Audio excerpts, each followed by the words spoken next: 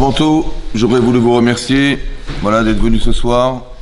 On va organiser une conférence en commun avec mon frère Ravi Chia, qui va tarder un petit peu parce qu'il a une askara ce soir, mais il va venir après nous rejoindre. Évidemment, le thème qu'on a choisi, c'est de savoir comment on peut trouver un ciment dans un couple, qu'est-ce qui va nous lier dans un couple, qui va cimenter notre relation.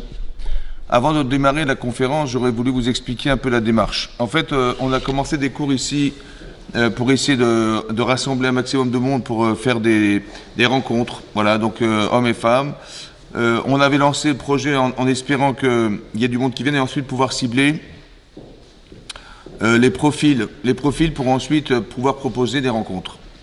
Donc c'était un lancement. Là aujourd'hui, j'ai fait appel à des chatraniotes. Donc ce qu'on fait, donc j'ai distribué ces fameuses fiches là pour avoir vos coordonnées et ensuite peut-être éventuellement vous envoyer un petit fichier pour essayer de mieux vous connaître et ensuite pouvoir faire en sorte que lorsqu'on organisera Bezrat Hashem au CEJ des nouvelles conférences, ça puisse être beaucoup plus pensé, réfléchi en fonction des profils des personnes. Sur le plan de, bien sûr, l'âge, le niveau religieux, le niveau professionnel, intellectuel, et que ça puisse au moins correspondre. Parce que souvent les gens se plaignent de se dire, on présente n'importe qui, et donc c'est pour ça qu'on a voulu faire en sorte que ça puisse se faire en grand, qu'on ait le maximum de données, qu'on puisse ensuite concentrer les informations et pouvoir plus intelligemment proposer. Voilà ce que je voulais faire. À part ça, j'avais aussi le projet de faire des Shabbats pleins. Parce que là, ce qu'on fait, on fait une conférence, ensuite on se retrouve au buffet, chacun discute un petit peu. J'ai deux chatraniens qui doivent venir ce soir, avec lesquels vous pouvez vous concerter, éventuellement, pour pouvoir vous présenter, pouvoir proposer, s'il y a des gens qui sont intéressés à se retrouver, qu'on puisse faire des liens, entre vous. Et ensuite organiser peut-être des Shabbats pleins, où il y aura plus de temps, plus de repas, plus de possibilités, d'opportunités pour discuter, etc. Et retrouver des personnes qui sont plus adéquates avec le temps qu'on aura. Ici, on espère on espère qu'après dans le buffet, il y aura des liens qui vont se créer, mais bon, c'est vrai que c'est court et pas forcément assez long pour pouvoir créer un lien. Voilà. Et donc ça, c'est le projet. Le projet que j'ai, c'est celui-là. Donc après, est-ce qu'on va le faire en alternance, c'est-à-dire tous les mercredis ou bien une fois sur deux, je ne sais pas, parce que peut-être les gens ça les fatigue de venir tous les mercredis pour essayer de rencontrer des gens, ou bien on verra en fonction des profils qu'on aura. Si on peut inviter moins de monde, c'est-à-dire si on a une quarantaine de personnes ou 50 personnes, c'est plus facile que de mettre 100 personnes et que personne ne connaisse qui que ce soit et que ça on soit perdu, on ne sait pas à qui s'adresser, qui voir. Voilà, donc c'est un peu ça que j'essaie de... Voilà, et voilà ce qu'on essaie de faire dans le CEJ pour Bezrat Hashem organiser des mariages. On sait que les gens sont en souffrance de ne pas se marier, les parents également qui voient leurs enfants ne pas se marier, c'est aussi une souffrance. Donc on est là pour essayer de trouver des solutions, soulager tout ça. Voilà, c'est un peu le projet que je me suis lancé de faire ici dans le cadre du CEJ. Le sujet qui est choisi, vous voyez, c'est la reconnaissance. La reconnaissance du bien, c'est-à-dire ce qu'on appelle la hakarat hatov, vous voyez, qui va être un ciment dans le couple, qui est fondamental dans le couple. Vous savez que les chachamim, lorsqu'on est sous la choupa et qu'on va se marier, ils nous souhaitent quelque chose. Ils nous disent, chez Tiskou, que vous soyez méritant et méritante, livnot bait, de construire une maison. Voilà, comme ça c'est formulé, on va dire une famille, Israël. Mais pour dire une famille, on ne dit pas une famille, on dit une maison. Livnot bait, une maison. Pourquoi l'image qui a été la représentation du foyer est vécue comme quelque chose qui s'appelle une maison? Qu'est-ce que c'est qu'une maison? Une maison, elle est faite de quoi? Elle est faite de briques, elle est faite de parpaings, elle est faite de fenêtres, elle est faite de charpentes, elle est faite de bois, de peinture, etc., etc. Et donc on a construit une maison. Voilà, on a une maison. On a construit. Donc ça veut dire qu'on a fait un foyer, on a des enfants, et voilà, ça fait 10 ans qu'on vit ensemble. Et on se rend compte des fois que cette maison, elle n'est pas forcément très solide. C'est-à-dire que quand vous mettez un peu la main sur les murs du bâtiment, et vous appuyez un peu fort, tout s'écroule. Et on s'est dit, mais c'est bizarre, ça fait 10 ans qu'on vit ensemble, ça fait des années qu'on a vécu un partage familial, et tout à coup, je sais pas, une petite vexation, un petit problème relationnel à l'autre, etc., la maison s'écroule. Qu'est-ce qui va cimenter cette maison? Qu'est-ce qui va permettre de consolider cette maison? Qu'est-ce qui va consolider ce couple, en fait? C'est-à-dire que l'image que représente Rachamim à travers le fait qu'on doit construire une maison fidèle, Et elle doit être solide, fidèle. Qu'est-ce qui va consolider cette maison? Qu'est-ce qui va consolider notre lien entre mari et femme dans un couple? C'est ça. Livnot Baït. Neheman Be'Israël. Une maison fidèle. Elle va rester fidèle, elle va rester entière, elle va rester solide. Comment? Alors, évidemment que vous avez compris que ce qui va lier les briques ensemble, le ciment qui va lier, c'est ce qu'on va rappeler qui est la reconnaissance, qui est le respect, qui est l'amour. Voilà. Lorsqu'on s'aime, c'est solide. Lorsqu'on se respecte, c'est solide. Lorsqu'on communique, c'est solide. Lorsqu'on est compris, on est comprise, c'est solide. Lorsqu'on est respecté, c'est solide. Lorsqu'on reconnaît que finalement on existe pour l'autre, c'est solide. C'est ça qu'on va essayer de comprendre ce soir. C'est-à-dire que tous ces principes, en fait, on les connaît, mais il faut arriver à les vivre. C'est ça qui est problématique. Alors, la reconnaissance du bien. Comment c'est traité dans la Torah? C'est intéressant de voir comment la Torah traite ce sujet. Vous savez, c'est marqué dans la paracha de Baalotecha. On a proposé à Aaron à Cohen d'allumer la menorah, le candélabre. De mettre de la lumière dans le Beth Amikdash. À l'époque, c'était le sanctuaire, mais plus tard, on aura la menorah, cette menorah dans le Beth Amikdash. Et il fallait donc, à Moshe a dit à Aaron, tu vas allumer dorénavant les nérotes, c'est toi qui vas mettre de la lumière dans cet espace. Le Midrash pose la question et demande la chose suivante. Les Bnei Israël ont demandé, mais à quoi ça sert de rajouter de la lumière? À Kadosh Baruch Hu, tu es la lumière. Voilà, on est éclairé en permanence, il fait beau, il y a du soleil. Pourquoi rajouter de la lumière lorsqu'il y a déjà de la lumière? Alors, le Midrash d'expliquer la chose suivante. Hachem a dit, vous savez, lorsqu'on était dans le désert, il y avait une colonne de nuée la journée qui nous dirigeait. Mais la nuit, il y avait une colonne de feu. Et cette colonne de feu, elle nous éclairait en permanence pendant 40 ans. Dit Hachem, je sais que vous vous sentez reconnaissable, je sais que vous vous sentez redevable. Ça vous trotte, en fait, ça vous ronge de savoir comment je vais rendre ce qu'Hachem m'a fait et m'a donné dans le désert. Je me sens redevable. Alors Hachem a dit, tu sais quoi? Pour éliminer ce sentiment un petit peu négatif de te sentir redevable, alors tu vas allumer les nérotes. Pour expliquer ça, le Midrash il donne un exemple, il dit voilà, imaginez-vous, il y a un aveugle. Bon, un monsieur aveugle, le pauvre, il s'est égaré dans le chemin, il s'est perdu. Et il y a une personne voyante qui le voit s'égarer, il dit mais qu'est-ce qui se passe monsieur, je dois vous tourner en rond. Il dit écoutez, je suis perdu. Il dit mais vous allez où? Il dit je rentre chez moi. Mais vous habitez où? Il dit j'habite dans tel endroit, telle rue. Il dit écoutez, je connais votre maison, je connais votre rue, je vais vous accompagner. Et donc le voyant prend par la main le non-voyant. Et il marche jusqu'à arriver à son domicile. Arrivé au domicile de l'aveugle, le voyant dit à l'aveugle, on va rentrer chez vous. Il dit, avec plaisir. Et lorsque l'aveugle rentre chez lui, il pénètre l'appartement, le voyant dit au non-voyant, allumez la lumière, appuyez sur l'interrupteur. Et l'aveugle dit, mais je ne comprends pas, mais c'est vous qui voyez, appuyez-vous sur l'interrupteur. Il dit, non, je sais que tu te sens redevable. Je sais que tu te dis, mais bon, comment je vais rendre ce que ce monsieur m'a donné? Il m'a rendu service, j'étais perdu, j'étais abandonné. Comment je vais le rendre? Il dit, mais c'est simple, allume la lumière. Participe aussi un petit peu à ce que je te donne.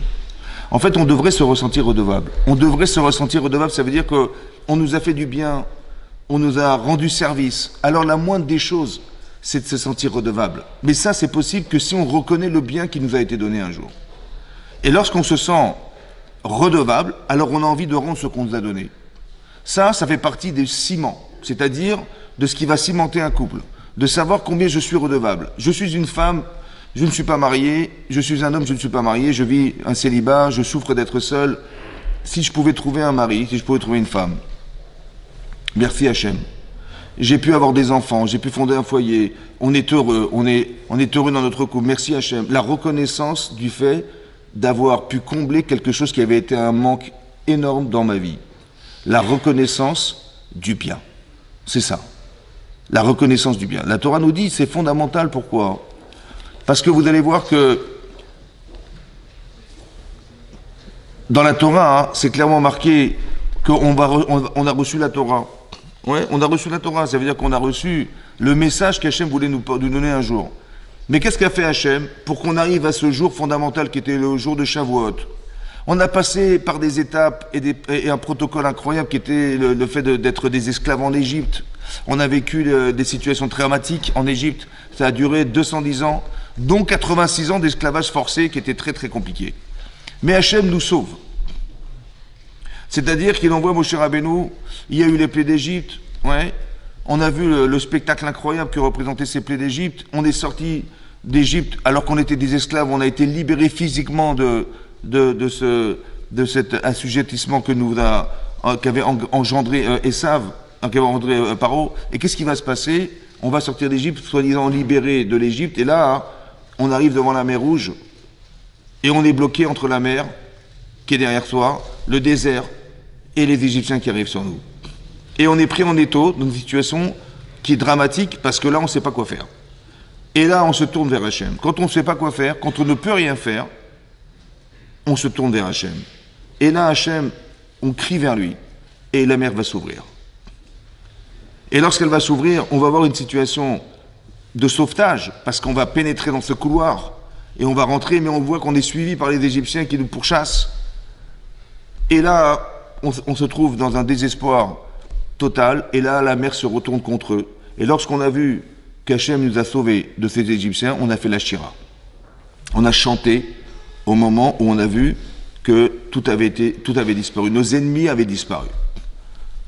Et ça, c'est ça ce qui est écrit dans la Torah, c'est écrit là-bas. Vayaminu B'Hashem ou Moshe Avdo. Ils ont cru en Dieu et en Moshe Rabbeinu. Cette croyance, en fait, elle a été cristallisée parce qu'on a été sauvés. Hachem a fait exprès de nous mettre dans cette situation-là. Il a fait exprès parce qu'il avait voulu qu'on soit reconnaissant. Parce que quand on te propose la Torah, il faut que tu acceptes par reconnaissance. Tu dis, il m'a sauvé la vie. La moindre des choses, c'est que j'accepte ce que Hachem va me proposer.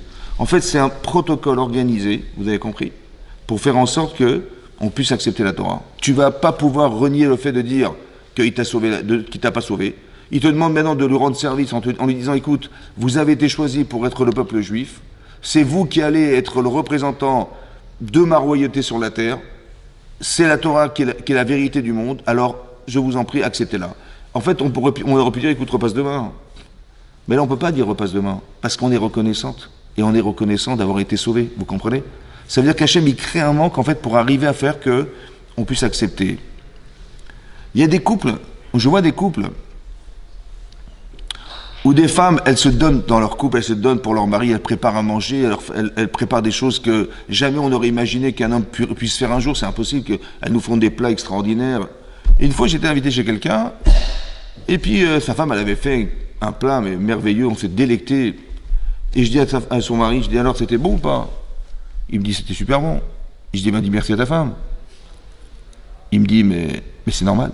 Quand c'est pas bon, je lui dis. Quand c'est pas bon, quand il manque du sel, ça je lui dis, mais quand c'est pas bon, quand c'est bon, ben ça va, c'est normal. J'ai pas besoin de lui dire que c'est bon, évidemment, qu'on est mariés, elle m'aime, ma femme m'aime. Je dis mais elle a besoin d'entendre qu'elle a fait des efforts. Elle a mis du cœur à l'ouvrage, mais la moindre des choses, c'est de dire merci à ta femme. Il me dit, mais c'est normal, je ne me suis pas marié pour manger des sandwichs. Bon. Je dis, mais comment on peut réussir à faire que les personnes reconnaissent le bien qu'on leur donne? Une fois, dans un cours, comme ça, j'avais fait un cours sur ce sujet, il y a une femme qui vient me voir.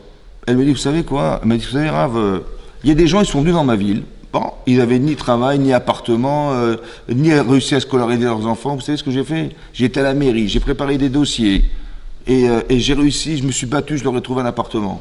Et quand je leur ai trouvé un appartement, je me suis battu, je leur ai trouvé du travail, à elle et à lui. Et les enfants, je les ai scolarisés dans les écoles. Et je leur ai sauvé la vie, quoi. Bon, j'étais fier de moi, voilà, j'avais fait tout ça pour eux. Et vous croyez qu'ils m'ont envoyé, je sais pas moi, une carte de Shana Tova pour me dire merci de tout ce que j'avais fait pour eux? Même pas une carte de Shana Tova, rien, zéro. Même pas merci, madame, de nous avoir aidés, merci. Alors je lui dis, vous savez quoi? C'est des gens, ils savent pas lire. Et j'ai compris, ils savent pas lire. Mais si, ils savent lire, ils savent pas lire le bien. Ils savent pas lire le bien qu'on leur fait. Ça veut dire qu'ils trouvent normal que quand on est dans la détresse, on nous aide, c'est normal. Mais comment ça se fait qu'ils disent pas merci? Les gens disent pas merci. Ils sont pas capables de voir le bien qu'on leur donne. On leur procure quelque chose et ils sont pas capables de dire merci, c'est pas normal. Comment on réussit à dire merci dans une situation alors qu'on devrait se sentir redevable? Elle m'a fait ça, mais bien sûr, J'attends qu'une chose, c'est qu'elle me demande un service, je vais lui rendre ce service, évidemment. Mais non, on ne se rend pas redevable, on ne se sent pas redevable, on ne sent pas qu'on a besoin de dire merci, on n'a pas la nécessité de penser que ce manque qu'on a eu un jour, il a pu être comblé grâce à Dieu par ces gens qui sont là, qui ont eu la gentillesse, la bonté de nous aider. Comment ça se fait qu'on n'arrive pas à être reconnaissant? Alors j'ai trouvé la réponse. J'ai trouvé la réponse dans un Rashi. Et je vais vous dire ce qui est marqué dans Rashi. Et on va réfléchir ensemble, essayer de savoir qu'est-ce qu'il a voulu dire. Vous savez que Yaakov, il a épousé essentiellement deux femmes, qui étaient Rachel et Léa. Maintenant, Rachel, elle n'a pas d'enfant, mais Léa, elle a eu des enfants. Le premier enfant qu'elle a eu, elle a appelé Réhouven. Elle est de nouveau tombée enceinte, elle a accouché d'un deuxième enfant qu'elle a appelé Shimon. Un troisième enfant qu'elle avait appelé Lévi. Mais le quatrième enfant, elle a appelé Yehuda. Yehuda, en hébreu, ça vient de la racine de Oda'a, qui veut dire remerciement. Elle a remercié Hachem d'avoir eu son quatrième enfant, et elle l'a appelé Yehuda. Comment ça se fait qu'elle n'a pas appelé son premier enfant Yehuda? Elle est tombée enceinte, elle a eu un enfant, merci Hachem. Elle aurait dû appeler son fils Yehuda, le premier enfant né. Non, elle a attendu d'avoir le quatrième. Comment ça se fait qu'elle a attendu le quatrième enfant pour l'appeler Yehuda? Rachid expliquait là-bas. Il dit parce que les Imaot, les matriarches, elles étaient prophétesses. Et elles devaient engendrer 12 enfants. Elles étaient 4 femmes. 12 enfants, donc ça veut dire que légitimement, chacune elle devait avoir 3 enfants. Donc le premier enfant, c'était normal. Le deuxième enfant, c'était normal. Le troisième, c'était normal. Ah, elle a été au-dessus de ce qu'elle espérait avoir. Alors elle a appelé son quatrième Yehuda. Voilà ce qui est marqué dans Rashi. C'est pour ça qu'elle a appelé son quatrième enfant Yehuda, parce que légitimement, elle devait avoir 3 enfants, mais au-delà de ça, elle n'attendait pas plus, et donc elle a dit merci au quatrième. Voilà ce qui est marqué dans Rashi. Alors ça m'a intrigué, ce Rashi m'a intrigué. Parce que je me suis dit, mais c'est bizarre. Pourquoi les gens n'arrivent pas à dire merci? Elle a su dire merci, elle. Alors peut-être l'idée c'est comme ça. Qu'est-ce que voulait dire Rashi en nous expliquant qu'elle a attendu d'avoir le premier, le deuxième, le troisième, que c'était légitime d'avoir 3 enfants, et que le quatrième, ah ça c'était plus que ce que j'espérais. Vous entendez ou pas? Elle a eu un quatrième enfant, c'est plus que ce qu'elle espérait. En fait, la clé, elle est là. Tu t'es marié, super. Combien tu attends des autres? Combien tu attends de ton mari? Combien tu attends de ta femme? Ben, j'ai dit, moi j'attends tout. J'attends tout. Ben, on s'est marié, j'attends tout. Elle attend tout aussi de son mari. En fait, tu attends tout, donc tu n'as pas mis de limite à ce que tu espères de l'autre, puisque tu attends tout. Donc tout, c'est normal. C'est ça normal. Et donc c'est pour ça que je vais pas dire merci, parce que c'est normal, c'est tout. Non. Ce qui est normal, c'est ce que tu peux faire toi. Voilà, moi, je sais faire des pâtes, je sais faire des œufs au plat, mais cuire une belle viande, faire un beau poisson, je sais pas. Vous savez quoi? C'est au-dessus de ce que je sais faire. C'est plus que 3 enfants. Alors je dis merci. Ça veut dire qu'il faut que tu saches mesurer combien tu attends des gens. Combien? Ben, je dis, j'attendais 3. Ben, j'ai eu 3. Au-delà de 3, je dis merci. Mais si tu ne mesures pas combien tu attends des autres, tu diras jamais merci de ta vie. Tu diras jamais merci de ta vie si tu n'es pas capable de mesurer combien tu attends des autres. Combien tu attends de ton mari? Combien? Combien tu aurais pu faire sans lui? Vous avez compris? Et dès l'instant où tu sais mesurer combien tu peux exister sans lui, alors au-delà de ce que tu peux avoir, tu dis merci. C'est pareil, il y a des gens, ils vont dire merci, même à un, ils vont dire merci. Parce qu'ils n'attendent rien des gens. C'est pour ça qu'ils disent merci tout de suite. Il y a des gens qui disent non, ça c'est normal, mais jusqu'où tu vas dire normal? Jusqu'où tu vas pas être reconnaissante ou reconnaissant vis-à-vis de ce qu'on te donne? Le Rashi nous donne la réponse. La réponse, c'est que Léa l'attendait 3. Elle a dit, voilà, légitimement, on est 3, on est 4 femmes. Normalement, c'est 3 enfants chacune. Elle a eu 4. C'était au-delà de la limite de ce qu'elle espérait. Alors elle a dit merci. Ça veut dire qu'il faut calculer, il faut savoir mesurer combien t'attends des gens. Et lorsque tu reçois ça, c'est plus que ce que tu espères, tu es reconnaissante. Tu es reconnaissant. Et ça crée des liens.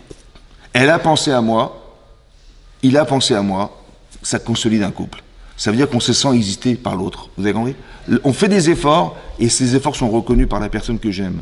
Alors c'est très important de dire à son épouse ou de dire à son mari, super, merci d'avoir fait ça pour moi, merci d'avoir ces intentions, je vois comment tu es intentionné vis-à-vis de moi-même, et c'est ça qui va consolider la chose. Ça veut dire que c'est très important de comprendre que la reconnaissance fait partie des fondamentaux qui vont consolider ce couple.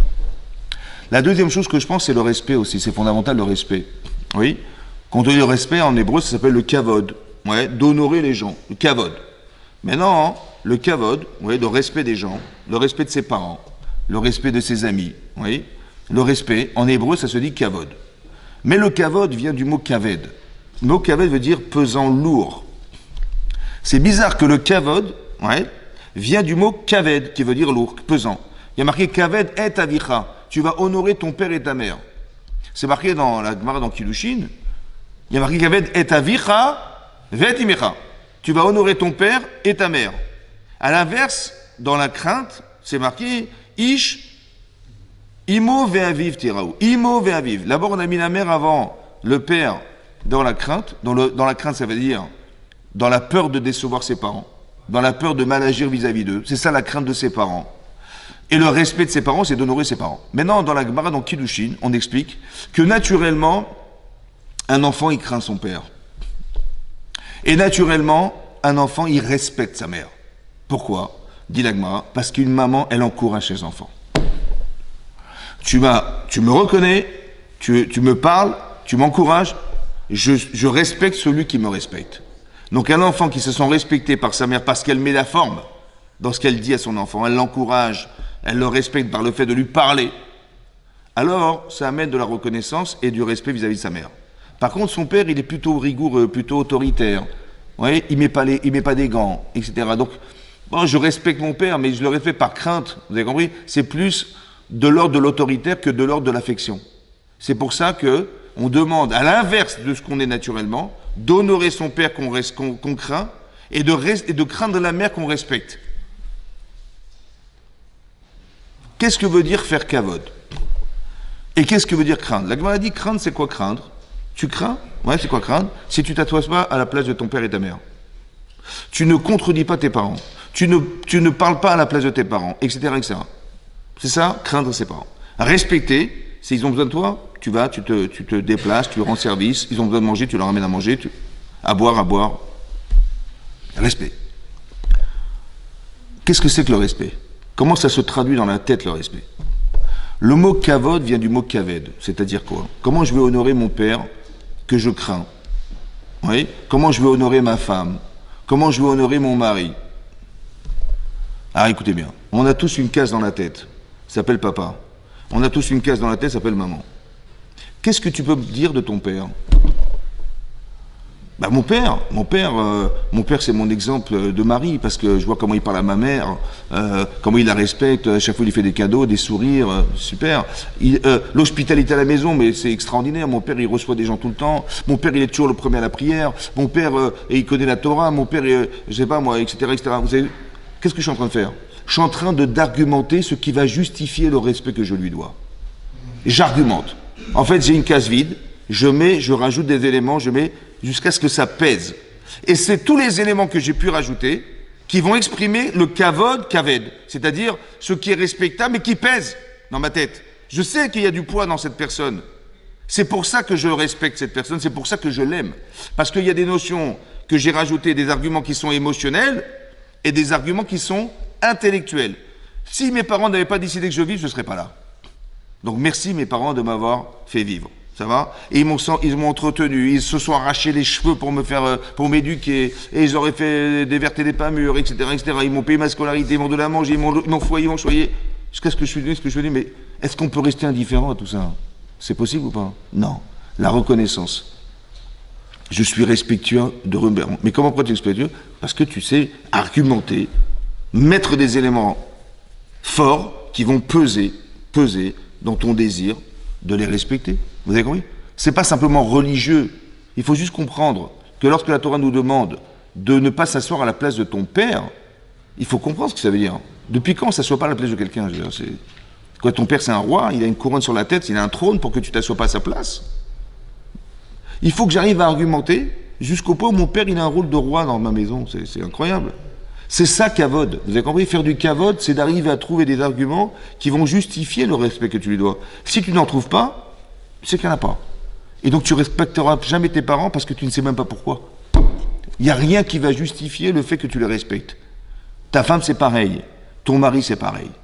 Si tu ne sais pas mettre trouver des arguments, évidemment que tu ne respecteras personne. Parce qu'il n'y a pas de quoi justifier le respect que je lui dois ou que je lui dois à elle. Vous comprenez ou pas? Lorsqu'on est sur la choupa, on dit à son épouse, Areat mekudeshetli. Ça va? En français, ce qu'elle se traduirait comment? Areat, te voici, mekudeshet. Kadosh. Kadosh, c'est de la sainteté.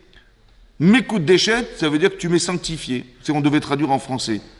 Mais depuis quand ma femme, c'est une sainte? C'est quoi la sainteté de ma femme? C'est quoi la sainteté de ma femme? Pour dire Areat mekudeshetli, que tu m'es sanctifié. Mais qu'est-ce qu'elle a? C'est quoi la kedusha? C'est quoi la kedusha? Vous avez compris? C'est quoi? En fait, c'est pareil.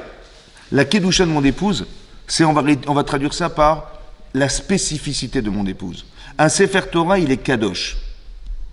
Parce qu'il est spécial. Il y a des messages dedans qui sont extraordinaires, qui viennent d'Hachem. Spécial. Vous avez compris? Les téphilines, c'est spécial. Là, etc.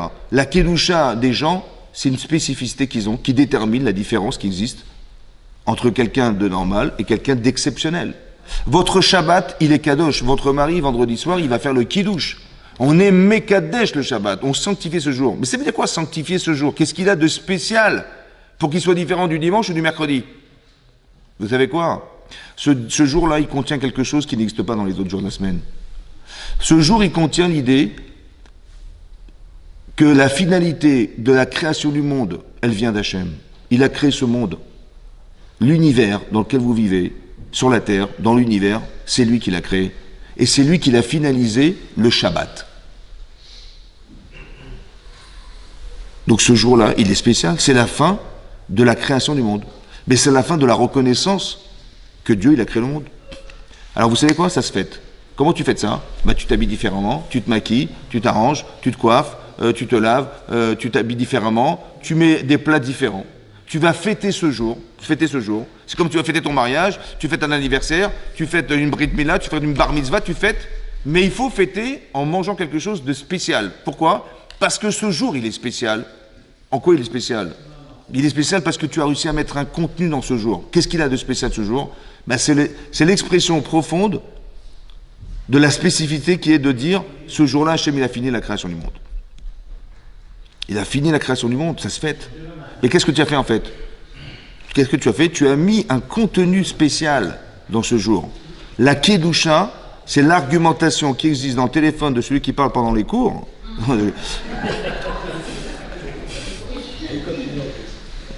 La kedusha, c'est quoi?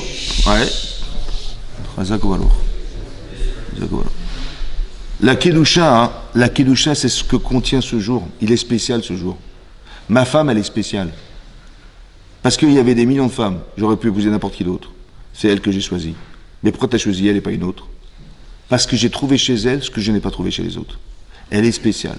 Ça veut dire que je dois pouvoir, de la même manière que je respecte mes parents parce que j'ai honoré mon père, eh ben je dois trouver chez ma femme quelque chose qui va argumenter le fait que je l'aime. Mon mari, c'est pareil. Je vais trouver des arguments. Plus j'alourdis la case qui représente mon mari dans ma tête, plus j'argumente et je pèse, je mets du poids dans l'argumentation que j'ai de ma femme, et plus je vais l'aimer. Et plus je vais la respecter.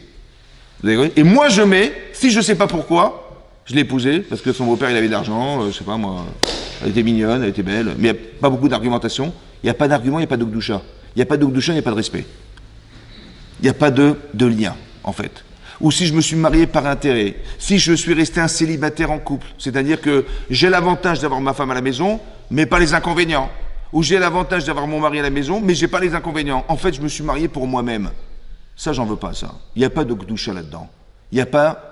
C'est-à-dire que j'ai un mannequin en face de chez moi qui fait des choses chez moi, mais je n'ai pas de sentiment. Non. Il faut arriver à créer du lien. Il faut créer de l'amour. Il faut créer du respect. Il faut créer de la reconnaissance. Et ça peut se faire que dès l'instant où je connais la personne. Où je sais donner des arguments solides. Où je sais mettre du poids dans celle que je respecte ou celui que je respecte. Vous avez compris? C'est aujourd'hui la personne que je devrais respecter au maximum, parce que j'ai vécu une vie de célibataire, c'est vrai, mais maintenant que je suis marié, maintenant j'ai une famille, maintenant j'ai des enfants, à qui je le dois? Je dois à mon épouse. Mais la personne la plus importante de ma vie, c'est elle. Et mon mari, c'est pareil. Parce que j'étais célibataire, j'aurais pu rester célibataire.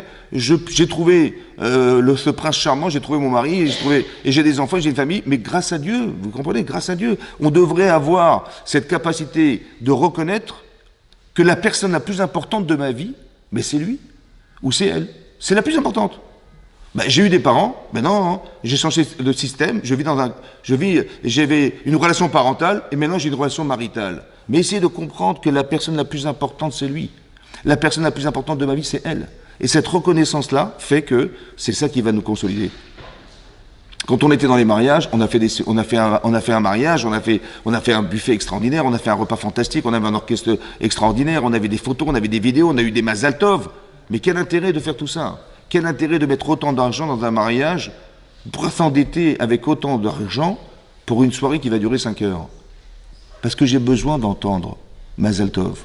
J'ai besoin de voir les photos. J'ai besoin de me mémoriser de ce mariage. J'ai besoin de cristalliser ces moments fantastiques.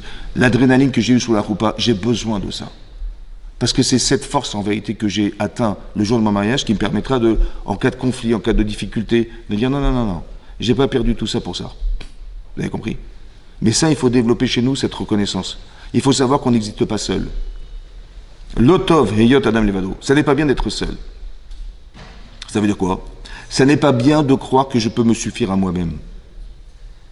Je n'ai pas le droit de dire j'ai besoin de personne. Non. Lotov heyot adam levado. Le seul qui peut dire ça, c'est Dieu. Hachem, il n'y a rien d'autre que lui. Ça va? Pourquoi? Parce que lui, il va créer ce monde dans lequel nous vivons. Donc le monde a besoin de lui. Mais est-ce que lui a besoin de ce monde? Non. Le seul qui peut dire je n'ai pas besoin de ce monde, c'est lui. Je n'ai pas besoin des autres, ça n'existe pas. Parce que si tu veux te connaître, tu as besoin des autres. Tu es intelligente? Je sais pas. Tu es intelligent? Je sais pas. Tu es sensible? Je sais pas. Quel trait de caractère tu as? Mais t'en sais rien. Il faut que l'autre existe pour que je me compare ou j'arrive à me confronter, savoir effectivement comment j'ai réagi avec l'autre. Je ne peux pas me connaître seul. C'est impossible. J'ai besoin de l'autre. Et j'ai besoin de l'autre pour être une femme, pour être une mère, pour être une grand-mère, une belle-mère, une grand-mère. C'est des phases évolutives d'une personne. Évidemment, c'est comme ça. J'ai besoin des autres. On ne peut pas vivre seul. Le monde n'a pas été fait pour vivre seul. Ça veut dire que je dois, au lieu de me dire, oh, mais on sait jamais, où je fais des calculs d'intérêt, où j'ai peur de...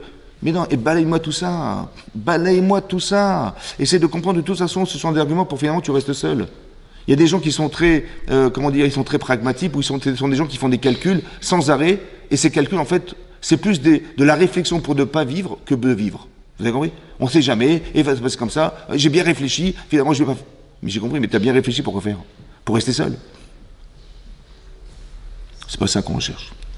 Tu essaies de voir les arguments, tu essaies d'argumenter, voir qu'est-ce que tu vas gagner. Qu'est-ce que tu vas gagner à vivre avec? Quels sont les avantages que tu as de vivre avec cet homme?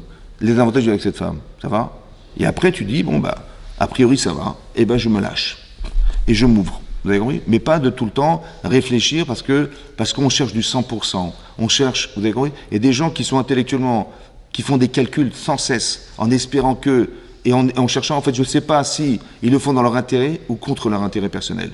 Il faut réfléchir à ça aussi, c'est important. Voilà, mon frère Avicha est arrivé. On le remercie, on l'applaudit bien fort. Merci beaucoup. Voilà, comme on avait prévu de faire une conférence en commun, voilà, il est là, bon, Hachem, merci beaucoup d'être là.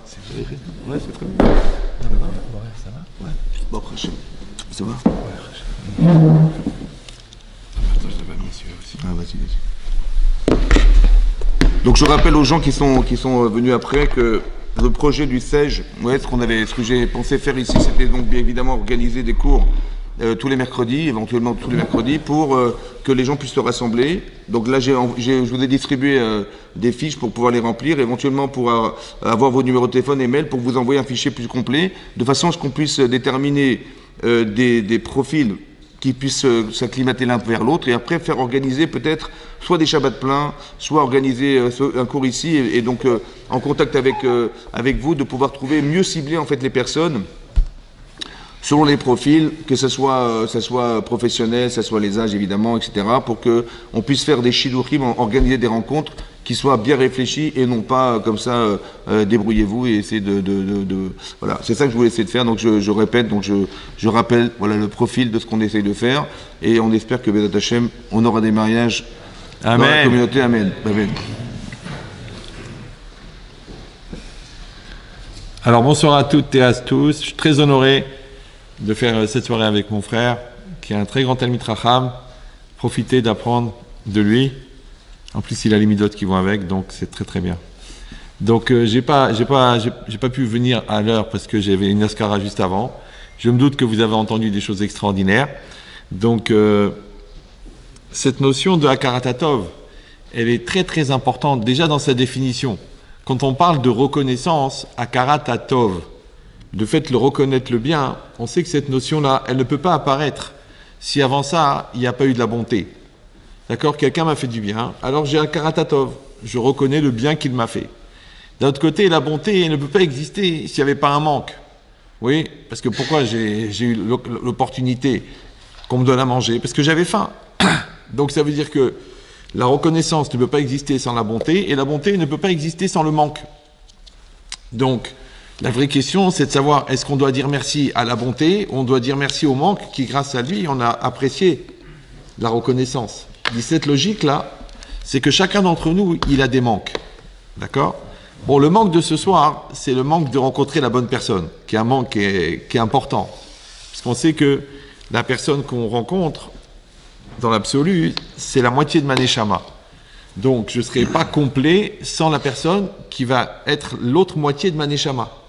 Donc, vraiment, un homme, il est manquant sans sa femme, et la femme est vraiment manquante sans son mari. Maintenant, le problème, c'est qu'entre ces deux neshamot, il y a la personnalité, il y a l'Yetzerara, il y a la bêtise, il y a la lourdeur, la psychorigidité, les mauvaises midotes. Il y a tout le travail à faire pour que les deux puissent se rencontrer. C'est comme si vous prenez un aimant, vous le cassez en deux. Eh bien, les deux morceaux se rapprochent. Par contre, si vous les mettez à l'envers, ils se repoussent. Maintenant, imaginez, vous les avez mis dans le bon sens, mais vous avez mis chacun dans un sac de jute qui est bien épais. Ouais. Eh bien, ils ne collent pas. Ils ne collent pas. Parce qu'ils sont séparés chacun par une couche de jute, de toile de jute.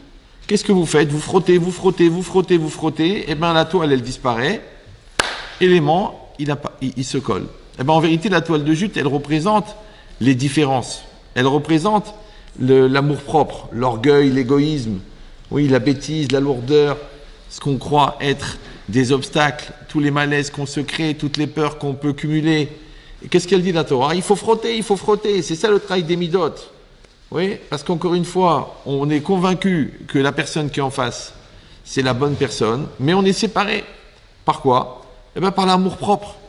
Alors souvent, j'ai dit dans les conférences, pour créer un amour commun, il faut éliminer deux amours-propres.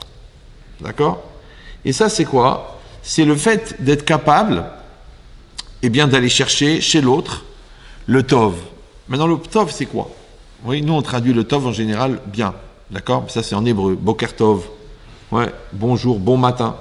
Mais en vérité, tov, ça, on l'a expliqué déjà 1 million de fois, ça ne veut pas dire bon, ça veut dire complet. D'accord?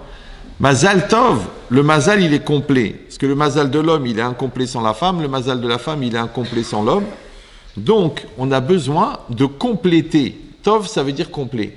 Quand c'est marqué Yom Tov, c'est un jour complet. Même quand c'est marqué Ve'ine Tov Me'od, à la fin de la création du monde, c'était très bien. Le Midrash, il explique que c'est parce que c'est le jour où on a créé le Yetzerara.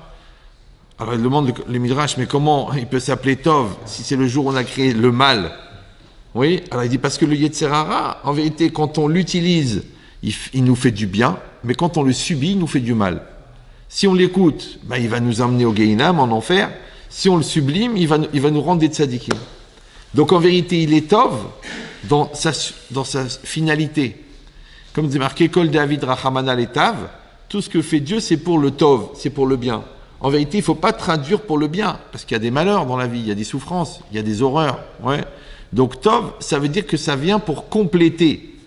Donc si je suis dans cette logique que Tov, ça veut dire complet, donc Akarata Tov, ça ne veut pas dire voir le bien, ça veut dire voir le complet. Vous êtes là ou? Voir le complet, ça veut dire que je vais épouser une personne, elle a des qualités, et elle a des qualités.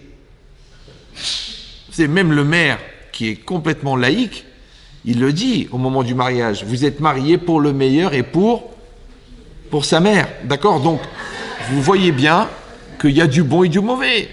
Ouais, il y a des bons moments, il y a des mauvais moments. Il y a des bons caractères, il y a des mauvais caractères. il y a des bonnes périodes, toutes jeunes, toutes fraîches, toutes magnifiques, et 50 ans après, c'est pas exactement le même niveau d'attirance. C'est pour ça qu'il faut avoir l'intelligence de développer le lien quand toutes les conditions extérieures sont créées pour pouvoir créer le lien. Parce qu'après, le physique ne va pas forcément suivre. Encore tout à l'heure, j'étais au téléphone avec un monsieur qui me parlait de ça, qui me disait oui, c'est difficile, nanana, elle a beaucoup vieilli, elle a beaucoup grossi. Je dis mais elle était magnifique, parce que tu l'as épousée. C'est rare que quelqu'un il se marie avec la souffrance. Ouais. Donc il a épousé magnifique. Et ben c'est ce temps magnifique qui est le temps sur lequel tu vas travailler sur l'intériorité. Donc si toi tu regardes que l'extérieur, il te manque la majeure partie de la personne. Donc tu dois regarder entièrement. Entièrement, c'est Tov. Akara Tov. D'accord? Donc tu regardes l'intérieur et l'extérieur. Même le ravioli, il a dit ce qui compte, c'est ce qu'il y a dans la boîte. D'accord? Donc tu regardes l'intérieur. Mais aussi, tu vas regarder ce qui te fait plaisir et ce qui te dérange. Parce que Ezer Kenegdo, donc tu vas épouser quelqu'un qui va te remettre en cause. Donc si tu es psychorigide, si tu as une tête dure, si tu as du mal à te remettre en cause, ou si tu es fabricant d'articles en cuir, ce qu'on appelle la maroquinerie, donc ça va être très très dur la remise en cause. Mais d'un autre côté, oui, on épouse quelqu'un dont l'un des avantages, c'est qu'elle nous ressemble, mais quand elle nous ressemble de manière par mimétisme, mais elle nous ressemble aussi par complémentarité. Eh bien, le bouchon et la bouteille ne se ressemblent pas, et pourtant, c'est ce qui permet de la fermer. La porte aussi.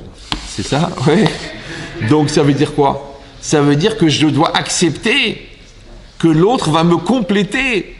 Mais encore une fois, pour accepter que l'autre me complète, il faut que j'accepte de regarder l'autre entièrement. Maintenant, est-ce que moi, je suis déjà assez, entre guillemets, objectif pour être capable d'accepter que ce qui me dérange chez l'autre est bon pour moi? Et ça, c'est dans tous les domaines, dans toutes les hiérarchies, c'est comme ça. Le Rav, il est plus fort que l'élève. C'est normal. Pourquoi? Parce que l'élève, il doit avoir une ambition d'atteindre le Rav. Maintenant, si le Rav, il est comme l'élève, pourquoi l'élève, il va avoir une ambition? Donc, il a besoin. Maintenant, cette différence, si quelqu'un, il est modeste, eh ben, c'est une source de motivation. Si quelqu'un, il est orgueilleux, c'est une source de complexe. Donc, en vérité, le problème, il est que je n'accepte pas la différence parce que je ne regarde pas que ce qui me dérange, c'est aussi un avantage. Comme dans tout. Ouais. Quand vous montez un escalier, ça fait mal au mollet. Ok. Mais d'un autre côté, ça fait mal parce que c'est en train de muscler le mollet.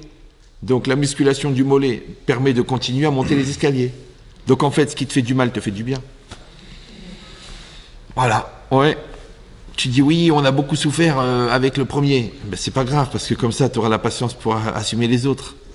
Comme les enfants, ils nous disent oui, papa, t'es vachement plus cool avec les petits. Je dis oui, mais j'ai appris sur le tas. C'est qui le tas? C'est vous. C'est comme ça la vie. Les premières années, les années d'après, c'est normal. Donc en vérité, on n'est pas dans une logique de consommateur. Ce que j'aime bien, ce que j'aime pas, ce qui me fait plaisir, ce qui me dérange, ça c'est pour les enfants. 8 ans, 9 ans, 10 ans. Ouais. Quand on est des adultes, ouais, on dit je veux, on dit j'aime. Quand j'aime la personne, je l'aime entièrement. Comme tes parents, tu les aimes, ils ont 30 ans, ils ont 40 ans, ils ont la pêche, c'est tes héros. Maintenant, ils ont 95 ans, ils sont séniles. Tu continues à les aimer. L'autre jour, il n'y a pas longtemps, il y a un monsieur qui m'a demandé, il m'a dit, Ramet Chetrit, voilà ma mère est Alzheimer, elle ne me reconnaît pas. Est-ce que j'ai une mitzvah d'aller la visiter? Parce que de toute façon, elle m'appelle Félix, alors que je m'appelle Marlouf. Je dis, je comprends même pas ta question. Il me dit, ben je vous explique, je viens. Non mais genre, il croyait que je n'avais pas compris. Je dis, non, je comprends même pas pourquoi tu poses la question. Parce que je te rappelle que quand tu es né, pendant au moins un mois, tu étais Alzheimer. Tu reconnais ces personnes, tu faisais pipi sur toi, tu étais sale. Tu vois que ta mère, elle a trouvé un sac en plastique à la taille pour se débarrasser de toi. Et bien toi, maintenant, c'est ton tour. En vérité, c'est une opportunité que tu as la capacité de rendre une quantité infinitésimale de tout le bien qu'elle t'a fait. Ah, elle te reconnaît pas? Ok. Eh bien, c'est ça la logique. La logique, c'est que la vie, c'est un cycle. Ah, vous n'entendez pas? Plus fort, oui, plus fort. Alors, je peux parler plus fort, mais vous pouvez vous rapprocher aussi. On a gardé des places pour les malentendants juste devant. On connaît un très bon ORL, c'est ça que vous voulez. Approchez-vous, approchez-vous. N'hésitez pas à vous approcher. De toute façon, je ne vais pas postillonner jusque là-bas. J'ai pas compris pourquoi vous respectez les distances puisqu'il n'y a plus de Covid. Et c'est pas grave. Vous en faites pas, ça s'attrape pas comme ça la bêtise. D'accord. Donc c'est quoi l'idée? C'est mieux là, c'est mieux? Ouais, David, Traim, Eliaou, c'est mieux? Ah, il n'entend même pas la remarque. D'accord. Donc ça veut dire quoi? Ça veut dire que je me rappelle plus de quoi je parlais. Non, ça c'était. D'accord. Donc ça veut dire quoi? Ça veut dire que, en vérité, si moi je fais un avec mes parents, d'accord? Donc je suis complet. Et eux, c'est une partie de moi et une moi d'eux. Donc je ne peux pas, je peux même pas comprendre comment tu poses la question. Comme la Gemara dans les Yerushalmi, dans Nedarim, elle dit comment c'est possible? C'est marqué lotikom velotitor. Tu ne te vengeras pas, tu garderas pas rancune. La Gemara elle demande mais comment c'est possible qu'on puisse exiger une chose pareille? Ouais, qu'un homme il va supporter la honte ou la spoliation sans rien dire, parce que la Torah elle a dit c'est interdit de garder rancune. Mais je peux pas, c'est trop dur. L'autre il m'a mis une baffe. Alors quoi, je vais tendre l'autre joue? Mais non, c'est impossible. Donc c'est quoi l'idée? La Gemara elle répond un exemple. Elle dit c'est comme si quelqu'un il est en pleine forêt, il veut couper de la viande. Donc il a la viande dans la main gauche et le couteau dans la main droite. Et puis il n'a pas opposé, donc il coupe dans la main. Puis quand il coupe, évidemment le couteau il glisse sur la viande et il entaille bien la main gauche. Qu'est-ce qu'elle fait la main gauche? Évidemment, est-ce qu'elle va arracher le couteau de la main droite pour entailler la main droite? Elle dit non. Pourquoi? Chez Nehemar, parce qu'il est marqué Ve'afta l'ereacha kamocha. Tu aimeras ton prochain comme toi-même. Alors toi tu dis mais ça n'a rien à voir. Parce que la rancune et la vengeance, c'est envers quelqu'un d'autre, c'est une autre personne, c'est des autres intérêts, c'est une autre personnalité, c'est deux goufim, c'est deux corps, j'ai rien à voir avec lui, ouais. Et qu'est-ce qu'elle dit la Gemara? Elle dit non, Ve'afta, mais Ve'afta, c'est quoi? Ava, on l'a expliqué 1 million de fois, Ava, c'est l'amour, c'est la même valeur numérique que Echad, Echad c'est 1. Donc Ve'afta, ça veut dire que tu feras 1. Maintenant, et de la même manière que la main droite, la main gauche, elle ne va pas arracher le couteau de la main droite, et bien de la même manière, tu ne vas pas en vouloir à ton prochain, parce que ton prochain et toi, vous faites 1. Et 1, c'est complet, et complet, c'est tov. Donc, akarata tov, c'est de voir l'autre entièrement, ça s'appelle l'amour inconditionnel, d'accepter l'autre entièrement avec ses qualités et avec ses défauts.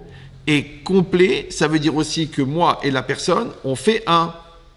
Maintenant, il faut que j'ai l'honnêteté de voir le niveau de complémentarité. Parce que des fois, on est tellement complémentaires que c'est violent. Vous me suivez ou non? C'est-à-dire que le gars, il ment tout le temps, il épouse la fille qui ne ment jamais, il va mourir. Ouais. La fille, elle est tof à tête en l'air, elle épouse le prof de maths architecte. Elle part, pour faire les courses, elle oublie la liste, elle oublie le chéquier, la carte bleue, elle épouse le colonel. Donc elle va être obligée de hiérarchiser les priorités, sinon il va devenir fou. Et elle veut lui faire plaisir par amour. Donc en fait, par amour, elle va devenir tova pour lui. Comme lui, pareil. Oui, lui, il a beaucoup de bagou, il parle beaucoup, c'est un vendeur. Mais en vérité, il parle pour rien et il ment. Mais elle n'arrive pas à parler. En botanique, ça s'appelle séquoia. Et en français, c'est coin, ou coincé. Donc elle est complètement coincée, et elle parle jamais, mais elle parle vrai. Lui, il parle tout le temps, mais en vérité, c'est pour masquer le fait qu'il n'arrête pas de mentir. Comment ils vont s'arranger les deux? Maintenant, plus il parle, moins elle parle. Donc il va falloir qu'il change pour elle. Il va se bouleverser pour elle. Ouais. Et elle va, quand elle va voir ça, elle va se bouleverser pour lui. Donc elle va changer pour lui, et lui, il va changer pour elle. Donc automatiquement, il va y avoir fusion. D'ailleurs, c'est comme ça qu'on sait si on est marié, la vérité. Comment on sait si on est marié? Je dis, bon, on est marié, écoutez, vous étiez au Tournelle en 85, vous étiez témoin, on a 5 enfants, on dort dans la même maison. Non. On sait qu'on est marié parce qu'on change. Si on ne change pas, on n'est pas marié. Marié des couleurs. Prenez du bleu et du jaune, ça fait du vert. Marié des capacités. Toi, tu es un bon vendeur, moi, je suis un bon gestionnaire. Ouais. Marié des circonstances. Le mariage, c'est un mélange. S'il n'y a pas de mélange et qu'il n'y a pas de changement, il n'y a pas de mariage. Les gens ils disent, alors à ce moment-là, il n'y en a pas beaucoup qui sont mariés. Oui, c'est vrai, parce qu'on confond souvent cohabiter avec coexister. Mais si je veux vraiment être marié, je dois changer pour l'autre. De la même manière, comment c'est si on est parent? Ben, on est parent parce qu'on a des enfants, mais pas du tout. Il y a beaucoup de parents qui sont parents une fois par an. À la fin de l'année, je passe en 4e, je sortais avec mon fils, bravo. C'est pas ça, parent. Parent, ça veut dire que je vais m'impliquer dans l'éducation. Et c'est ça la différence entre l'élevage et l'éducation. Parce que l'éleveur n'évolue pas. Il a élevé 30 000 poules, il a toujours le même QI. Ouais. Mais l'éducateur, il évolue. Pourquoi? Parce que les problématiques qui sont posées par l'enfant, le devoir de pédagogie qui est nécessaire pour le parent, ouais, eh ben ça va faire que le parent va être obligé de changer pour l'enfant. Comme l'enfant, grâce à ça, va changer pour le parent. Donc, comment tu sais si t'es parent, si tu changes pour tes enfants? Vous me suivez ou non? Et dans tout, c'est pareil. Comment tu sais que tu sers Dieu? Bah, je mets les téfilines, je mange cachère. Mais non, si tu changes pour Dieu. Mais si tu changes pas, ça s'appelle traditionnaliste. C'est-à-dire, ils font les mêmes avérotes depuis des générations. Mais il faut évoluer. Même à Pessah, on te le dit, Man, Ishtana, le même brel que l'année dernière. Il faut évoluer. Donc c'est ça la religion. La religion, c'est d'évoluer. Tu peux pas être le même que l'année dernière. Tu changes, tu grandis. Et tu te rapproches d'Hachem. Ta relation avec Dieu, elle évolue. Pourquoi? Ben parce que tu étudies plus la Torah, tu pratiques plus avec la Kavana, tu côtoies des Chachamim, tu es entouré de gens qui évoluent. C'est comme ça qu'on évolue. Donc en fait, un homme doit évoluer pour s'appeler un serviteur de Dieu. Mais même un homme tout court, c'est ça un homme. C'est quoi un homme? Adam Oler, un homme, il se déplace. Donc il y a un mouvement. S'il n'y a pas de mouvement, s'il n'y a pas d'évolution, eh ben c'est la décrépitude. Après les gens, oui. Alors dans le couple, ça s'appelle la routine. Dans le travail, ça s'appelle le burn-out. Ben, dans la religion, ça s'appelle Mizvot Anashim Melumada. C'est-à-dire que les gens, ils finissent à faire les choses par habitude. Et puis comme ils étudient pas, ils trouvent que la science est plus intéressante. Du coup, ils remettent en cause l'existence de Dieu. Mais sur la base de quoi? Sur le fait qu'ils ne sont pas en évolution. Ah, et si quelqu'un veut dire, et pourquoi on est condamné à évoluer? Ben, on est condamné à évoluer parce que la vie, elle évolue. Parce que notre personne, elle change. Parce que la société, elle change. Parce que notre conjoint, il change. Parce que nos enfants grandissent. Nos parents vieillissent. Nos femmes grossissent. Donc, on est obligé d'évoluer. Ouais, je sais, non, mais c'est parce que on aime manger pimenté chez nous. D'ailleurs, la preuve, c'est que ça vous a agressé. D'accord. Donc, pas engraissé, j'ai dit. Agressé. Donc c'est quoi l'idée? Ouais. L'idée, c'est très très important. C'est encore une fois, c'est quoi évoluer? Eh ben en vérité, c'est devenir tov. Et devenir tov, c'est devenir complet. Maintenant, on est toujours plus complet le lendemain de la veille par rapport au fait qu'on a évolué. Donc on est de plus en plus tov. Ça veut dire on est de plus en plus complet. Et c'est censé être que normalement, à 40 ans, tu as plus de maturité qu'à 20 ans. Vous me suivez ou non? Non, on verra les cas particuliers. Mais de la même manière, dans la vie, c'est pareil. Le couple de 30 ans de mariage, il ne peut pas avoir les mêmes engueulades que le couple d'une semaine de mariage. C'est pas possible. Ouais, tu ne peux pas regarder un enfant de 30 ans comme un enfant de 8 ans. Sinon, ça veut dire que ça n'a pas évolué.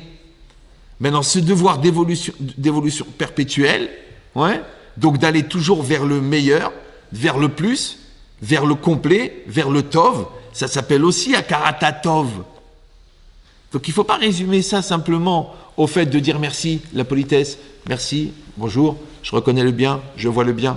Non, c'est le fait que, encore une fois, tov, ça veut dire complet, donc j'accepte la personne entièrement, ouais, et quand je vais regarder l'autre, surtout dans le choix du partenaire, j'accepte de voir l'autre entièrement. Mais il faut aussi que j'accepte de me voir entièrement. Parce que les gens, ils vont au supermarché du célibat et ils cherchent le produit qu'ils aiment. Mais prends la conséquence et la constatation que toi aussi, tu n'es pas parfait. Tu as des qualités et des défauts. Tu dois le savoir. Maintenant, les gens, ils cherchent le meilleur. Oui, j'ai droit au meilleur, j'ai droit au meilleur. Tu as le droit au meilleur, si tu es le meilleur. Une fois, j'étais dans un Shabbat célibataire comme ça, et puis on avait regroupé plein de célibataires, et c'était extraordinaire, il y avait une ambiance et tout. Et bien, un monsieur qui qui avait attrapé malheureusement un syndrome, le syndrome de Mschen. Donc j'ai été le voir, je lui ai dit qu'est-ce qui va pas et tout ça. Il me dit ouais, il n'y a rien pour moi, la qualité de la marchandise n'est pas à la hauteur. Non, je vous le dis comme il me l'a dit. Hein. Bon, on se croyait au marché aux esclaves ou à la vente des bœufs. Mais bon, d'ailleurs quand il a vu la fille qui lui plaisait, il a dit oh la vache. Donc vous voyez bien que quelque part, en plus elle s'appelait Marguerite Mila Shamaïm. Bon. Mais je lui dis, mais je comprends pas, c'est quoi ton problème? Oui, mais vous comprenez, celle-là elle est moche, celle-là elle est grosse, celle-là elle est bête, celle-là elle est truc, et puis moi je suis docteur, et je suis... Là, je lui dis, oh là là. Je dis, viens avec moi. C'était dans un hôtel en banlieue, il y avait un long couloir. On a fait ce long couloir, on est arrivé au lobby. Et au lobby, il y avait un grand miroir. Alors je me suis mis à côté de lui, il m'a dit, qu'est-ce qu'on fait, Rav? Je dis, bah regarde le miroir. Il me dit, qu'est-ce qu'il y a? Je dis, t'as vu ta gueule? Non, je vous le dis clairement. Je dis, écoute, t'es pas très grand, t'es chauve, t'es un peu fort, ok, t'es médecin, et alors? Le gars, il a mal pris. Il m'a dit, quoi, mais pourquoi vous me parlez comme ça et tout? Je dis, je te parle comme ça parce que c'est ce que t'es. Donc l'autre au ciel te voit comme ça. Maintenant, toi, t'es en train de mettre un filtre, que genre, tu vas épouser la plus belle, tu vas épouser la diplômée, tu vas épouser... Mais regarde ce que tu proposes d'abord. Parce qu'on peut être exigeant quand on propose beaucoup, mais quand on propose peu, on devient un peu moins exigeant. Eh ben, bon, ça lui a mis un coup sur la tête. Non, attendez, la meilleure. C'était Shabbat, il ne pouvait pas partir. Eh bien, le lendemain, il a trouvé quelqu'un et ils se sont mariés les deux. Ça veut dire quoi? Elle était malade, il a soigné. Mais l'idée, c'est ça. C'est de comprendre qu'il faut se regarder tel qu'on est. Comme quelqu'un me dit, Rabbi Chetrit, vous comprenez, la fille, on va dans une soirée, bon, on n'est pas religieux, ok. Elle se met à danser, elle fait la folle sur une table, à moitié nue. Je dis, attends, excuse-moi, c'est quoi ton problème? Ben, elle n'est pas de sa noix, elle n'est pas pudique, ok. Je fais toi, t'es Shomer Shabbat. Il me dit non, je dis, bah, vous êtes pareil, mais pas dans le même domaine. Faut accepter. Ouais, ah, il lui manque un œil, il lui manque une jambe. Oui, vous comprenez, elle n'est pas diplômée, mais toi, t'es bourré de complexes. Donc en vérité, on est pareil, mais pas identique. Maintenant, si moi je me connais et je m'accepte, d'accord? Moi j'ai un copain à moi, il fait 2 mètres de haut, il faisait 2 mètres de haut, il faisait bien 150 kilos, il a épousé, quand on dit sa moitié, mais vraiment sa moitié. Vraiment, c'était un gars baraqué, et la fille, 1m44, 28 kilos trempés, vraiment c'est... Eh ben, Baruch Hashem, ils se sont mariés, et ils ont eu des beaux enfants, et ils les ont tous mariés, avec le shalom, avec le nahat. Il n'a jamais posé de questions. Parce que les gens, qu'est-ce qu'ils font? Encore une fois, ils viennent dans une logique de consommation. Ce qui me plaît, ce qui ne me plaît pas, ce qui m'intéresse, ce qui ne m'intéresse pas. Mais quand tu seras avec du recul, et tu regarderas le long terme, qu'est-ce que tu verras? Tu chercheras les qualités morales, tu verras la patience, tu verras la finesse, tu verras la pureté, tu verras la hirat shamaïm. Et en plus de ça, il faut qu'elle te plaise. C'est normal, parce qu'elle va t'éviter de fauter. Mais fais attention à ça. C'est que si tu regardes que ce qui t'intéresse, eh ben les choses intéressantes, un jour, elles sont un peu moins intéressantes. Par contre, les valeurs, elles restent. Il y a des valeurs sûres. Il y a des valeurs. Même avant les anciennes générations, avant de se marier, ils faisaient des bêtises. C'était pas tellement religieux. Mais quand ils se mariaient, ils allaient chercher la fille de famille, sérieuse, Hanina, ils étaient malins. Ouais, eh ben c'est exactement pareil. Si on arrive à avoir cette objectivité de voir le tov, c'est-à-dire de regarder le complet de la personne, avec ce qui m'intéresse et ce qui me dérange.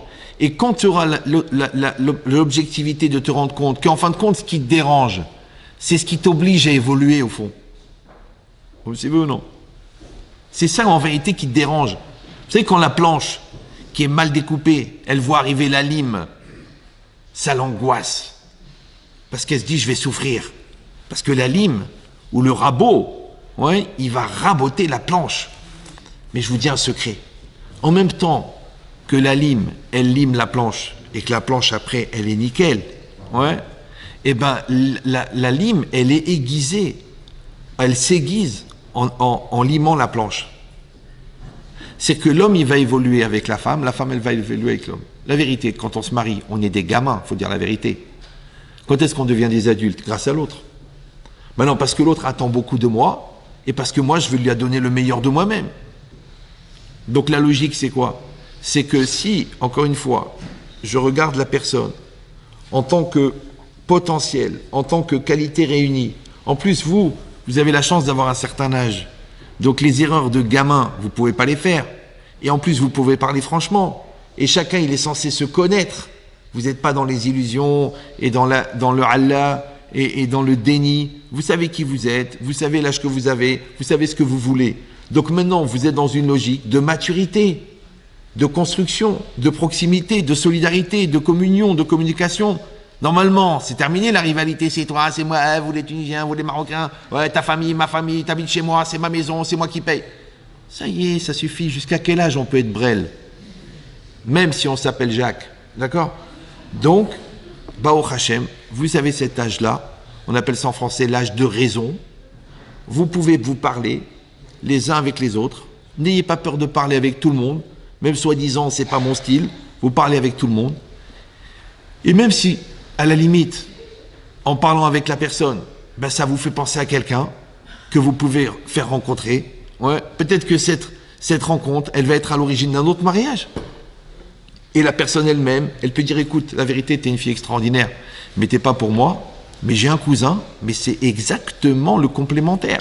Et ben au Hachem, il y a eu beaucoup de mariages qui se sont faits comme ça, parce que c'est dans une logique. Maintenant là, le Rav, il a voulu faire encore plus loin, d'amener des chatragnotes, d'amener des personnes compétentes, de faire des fiches et tout ça pour rendre la chose plus efficace. D'accord? Il va y avoir des choses qui vont être mises en place et tout ça. Mais le seul projet de ça, le projet du Sej, le projet de Rabbi Yonatan, c'est de faire qu'il y ait, Baruch Hashem, des mariages heureux. C'est ça le projet. Même moi, dans tous les cours, je vais faire un cours sur le temps, ou un cours sur la lumière, un cours sur le respect, un cours sur la colère, je vais parler du couple, dans tous les cours. Pourquoi? Parce qu'on sait aujourd'hui qu'on ne donne pas des conférences, on fait du chinour, on éduque les gens. On leur donne les moyens, on les accompagne dans leur démarche évolutionnelle personnelle. Maintenant, il y a une étape majeure qui s'appelle le mariage. Ouais. Il y a une étape majeure qui s'appelle la naissance des enfants. Il y a une étape majeure qui s'appelle la crise d'ado des enfants. Ben, tout ça, c'est des étapes sur lesquelles c'est bien d'être accompagné par la Torah. Mais encore une fois, le Rav, il peut faire que la théorie. La pratique, c'est vous qui allez la faire. Et la pratique, comme son nom l'indique, ça veut dire il faut la pratiquer. Oui. Et pratiquer, ça veut dire dépasser ses a priori, sortir de la théorie, ouais, arrêter de faire des intellos, de discussions inutiles. Il faut aller au travail, il faut aller au chantier, il faut mettre la main dans le béton, il faut mettre la main dans le cambouis. Donc il faut aller au contact, il faut échanger, il faut discuter, il faut évoluer. Et encore une fois, avec Zivugim, il ne faut pas avoir peur. Moi, je connais des gens, ils ont développé un business, finalement, leur parnassa, elle était autrement. Ouais, mais c'était quand même un lien avec la première. Ça veut dire, on ne sait jamais d'où est-ce que elle va venir. Parce qu'il y a 4 clés qui sont entre les mains d'Hachem, et une des clés, c'est le mariage. Donc, ce qu'on peut faire, nous, c'est se mettre en disponibilité. C'est-à-dire d'être la meilleure personne possible, ouais, en proposition. Donc ça, c'est par rapport à l'extérieur. Et par rapport à l'intérieur, d'avoir cette ouverture, de dire, pourquoi pas? Oui. Donc d'enlever les filtres de beauté, filtres d'intelligence financière. Il y a des gens, ils veulent les garanties financières, ils veulent... Mais comment ils se mariaient, nos parents? Avec rien. Rien. Et même ceux qui avaient, quand ils sont arrivés en France en 62, ils n'avaient plus rien. Ils ont divorcé. Non. Aujourd'hui, la société de consommation, comme son nom l'indique, ouais. Oui, mais pourquoi les gens divorcent? En vérité, moi, j'ai pas votre niveau d'expertise. J'ai eu à peu près 30 000 couples, d'accord? Donc, je peux vous dire qu'en zoologie, j'ai appris beaucoup. C'est souvent, numéro 1, le couple n'est pas construit. Numéro 2, les problèmes personnels sont prioritaires sur les problèmes de couple et dégénèrent. Numéro 3, le Yetzirah, il danse au milieu de la maison parce qu'on n'a pas décidé de mettre la Shekhinah. On a décidé de ne pas mettre la Shekhinah. Et quand il n'y a pas la Shekhinah, il y a le Satan, parce que c'est ou l'un ou l'autre. Il y a le Shalom et son cousin Has, c'est 2 cousins, Has ve Shalom. Ouais. Donc, c'est pour ça que les gens divorcent. Mais si vous regardez bien, c'est souvent sur la base de bêtises et surtout sur la base de non-construction. Maintenant, si on est dans une dynamique personnelle de travail sur soi, et c'est très important, moi souvent les gens qui m'appellent, la femme m'appelle ou le mari m'appelle et je lui dis, écoutez madame, vous êtes religieux? Oui, on traditionnalise plus, c'est-à-dire cachère moins. Ouais. Je dis non, je ne parle pas de votre pratique, ça c'est vous et le bon Dieu. Je parle, est-ce que vous et votre mari, vous comprenez le travail sur soi? Vous comprenez la remise en cause? Vous comprenez d'évoluer personnellement? Vous comprenez que la vie, c'est des rencontres avec des gens qui vont nous obliger à grandir? Vous comprenez ça? Ceux qui grandissent, je les dis alors, il n'y a plus rien à faire, il faut travailler. Ça ne sert à rien d'avoir une bonne boîte à outils si tu ne travailles pas. De la même manière, la Torah, c'est une boîte à outils extraordinaire. Il faut travailler. Le couple, pourquoi c'est long le mariage? Parce qu'il y a beaucoup de travail. Maintenant, les gens, de mon expérience, ouais, et je pense que ça va, vous allez reconnaître cette chose-là. Je vous dis, sur des milliers de couples, après 6 heures de discussion, ouais, 2 heures chacun et 2 heures ensemble, je me rends compte qu'en fin de compte, la réalité, c'est que la vie, c'était une série de rendez-vous manqués. Les gens se croisent. Quand il y en a un qui veut évoluer, l'autre il fait la tête. Quand le gars qui fait la tête, il dit ok, j'ai compris, il faut changer, l'autre elle dit c'est trop tard, il faut que tu payes. D'accord? Maintenant, l'autre il est absent, donc l'autre elle s'habitue à l'absence. Après l'autre il impose la présence, parce qu'il a écouté un cours. Alors elle dit oui mais attends, tu me saoules. Maintenant de cette absence-là, il est lié à une amitié avec quelqu'un d'autre. Donc il se confie à quelqu'un. Voilà. C'est que le Satan, il joue au ping-pong avec les gens qui ne sont pas dans une dynamique évolutionnelle personnelle, qu'on appelle le moussard. C'est pour ça que depuis 35 ans, je répète qu'il faut se construire et construire son couple perpétuellement. Il n'y a pas d'arrêt. Maintenant, vous, quand vous allez rencontrer quelqu'un, oui, vous allez rencontrer quelqu'un qui a un potentiel. C'est-à-dire vous cherchez les qualités. C'est comme si vous achetez des pièces détachées dans un magasin de bricolage. Ils ne vendent pas des maisons, ils vendent des pièces détachées. Mais vous pouvez prendre des pièces détachées de bonne qualité. Maintenant, quand on est des gamins, on peut faire mytho. Mais je pense qu'à un certain âge, on peut parler clairement, puisqu'on est censé se connaître. Si vous avez fait ce travail sur vous-même, ou si vous êtes en train de le faire, ou si vous êtes en dynamique de le faire, ouais, alors vous pouvez parler à l'autre clairement et dire « Bon, sache que je suis fumeur, le Shabbat, je suis un peu nerveux, mais je me travaille. » D'accord? L'autre, il peut dire « Tu sais, j'aime bien les bons petits plats. Est-ce que tu es cuisinière ?» Il a le droit de le dire. Il dit « Ouais, c'est matérialiste. » Non, il a le droit. Comme elle peut dire « Moi, je suis coquette. Ne commence pas à me saouler. J'ai un budget de 500 € par mois de nouveaux habits. » C'est comme ça. Je suis comme ça. Eh ben, il peut dire « Tu dépenses trop. » Ou il peut dire « Eh ben, grâce à ça, je vais avoir une femme jolie tous les jours. » Donc, ça veut dire que vous allez mesurer, en fin de compte, son niveau de maturité par rapport à l'évolution. Et c'est ça qu'on cherche. On cherche des gens qui ont des bonnes qualités. Parce qu'avec les bonnes qualités et la bonne volonté, on réussira toujours. Mais si on veut un produit fini qui colle exactement du premier coup, ouais, comme Windows, il reconnaît l'imprimante, ça s'appelle plug and play. Tu branches l'imprimante, elle est reconnue par Windows. Windows, il installe directement le driver, il installe le logiciel et elle fonctionne. Ça veut dire que tu as épousé ta sœur, ta mère ou ta grand-mère.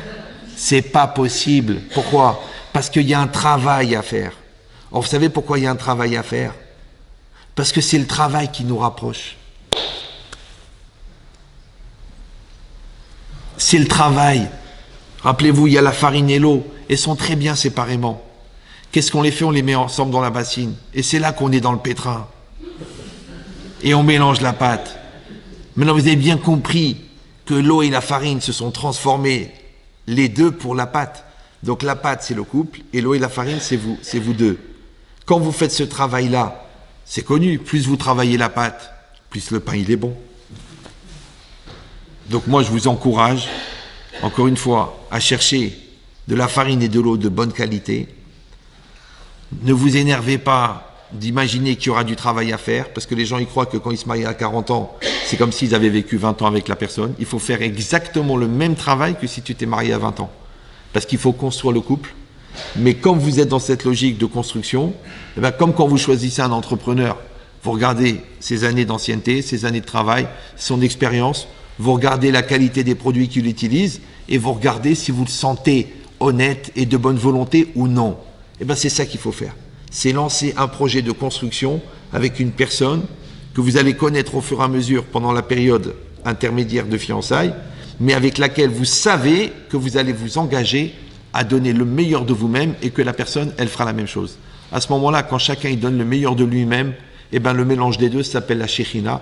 Donc je vous souhaite à tous, Bezrat Hashem, de créer des couples avec la Shekhinah, avec la présence divine, avec la bonne volonté, avec l'amour, avec l'intelligence, avec la finesse, avec la Bezrat Hashem, avec la communication, ouais, pour que tout se passe bien et qu'on viendra avec Rabbi Yonatan à votre mariage. Bien si vous sûr, nous invitez. on attend les faire part. Hein. Voilà.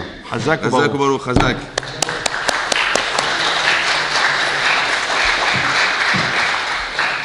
Hazak Baruch. Merci beaucoup, Rabbi Chia. Il y a Jérôme Jérôme Touboul qui est là, Président responsable du STEJ, qui nous fait l'honneur d'être présent parmi nous, Baruch Hashem. Simplement un mot pour remercier Rabbi Yachia et Rabbi Nathan Ben Chetri de l'honneur qu'ils nous ont fait ce soir, et je pense que vous avez tous mesuré la chance que l'on a de les avoir en duo. Les gens me disent je ne les ai jamais vus en duo. Au CEJ, Baruch Hashem, ça fait 2 fois qu'on a ce privilège-là. Ils le font à chaque fois, soit pour le Shalom Bayit l'année dernière, soit cette année justement pour vous.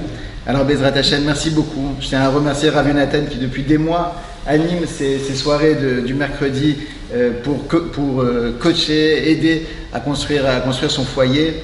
Et vraiment, en la cavote, j'aimerais qu'on l'applaudisse tous ensemble. Un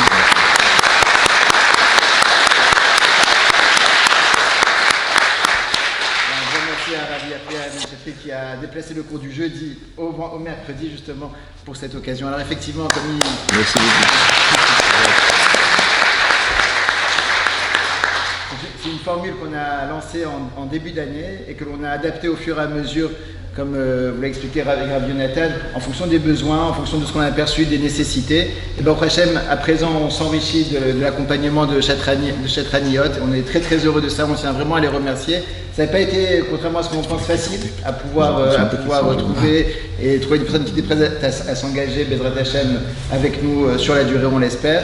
Et voilà, tous ensemble, on va construire ce projet-là, on va lui permettre de devenir une locomotive qui a arrivé à des résultats concrets, comme vous y ont engagé les rabbinim, et avec votre aide. Si vous avez vous-même des idées, des suggestions, des propositions, n'hésitez pas à revenir vers nous.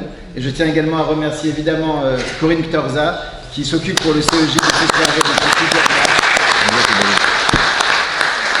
Aussi bien Corinne que les rabbinim sont à votre écoute, donc pour adapter, pour répondre à vos besoins.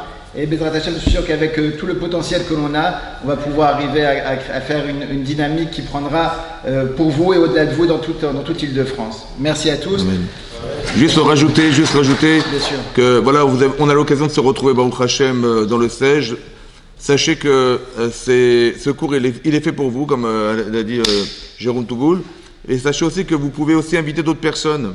Ça veut dire parce qu'on va communiquer ensemble, j'aurai votre mail, je vais vous envoyer des fichiers, etc. Et après, on pourra communiquer et éventuellement proposer d'autres personnes. Parce que plus on aura de monde, plus on aura des occasions de pouvoir faire des rencontres. Et ça, cet endroit doit devenir un endroit de rencontre. Et c'est ce qu'on espère, Bezrat Hashem, tous les mercredis soirs. Donc voilà, vous avez l'occasion de pouvoir faire, ou de vous marier, ou de faire que les gens pourront aussi, Bezrat Hashem, se marier. Amen. Amen. Donc vous avez le buffet qui est au premier étage, au deuxième étage.